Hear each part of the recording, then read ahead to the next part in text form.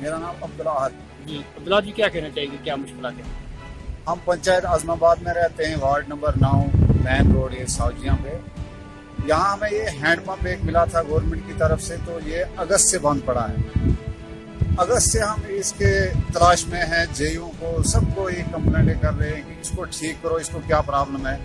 ये तकरीबन 10 घर इसी हैंडपम्प पे पानी यूज करते हैं। पानी का यहाँ और कोई सोर्स नहीं है, तो यहाँ कोई भी नहीं आया। बार बार हमने बहुत दौड़ धूप की इसके बारे में, तो यहाँ कोई नहीं आया, जेई नहीं आया। कभी कहते हैं रजौरी फ़ोन करो, जम्मू फ़ोन करो, नंबर लेते हैं, तो कोई यहाँ नहीं आया। इसकी बहुत दिक्कत है। ये तकरीबन 10 घर इसी हैंडपम्प पे है। पानी का यहाँ और कोई सोर्स नहीं है। आप तो क्या इंतजामिया से क्या अपील करें? हम ये रिक्वेस्ट करते हैं कि इसको ठीक करें। इसका अगर कोई है गवर्नमेंट के पास, कोई महकमा इसका है, इसको ठीक करने वाला, इसको चलाने वाला, अगर खाली इसको लगाने ही वाले हैं तो फिर इसका फायदा कुछ नहीं है।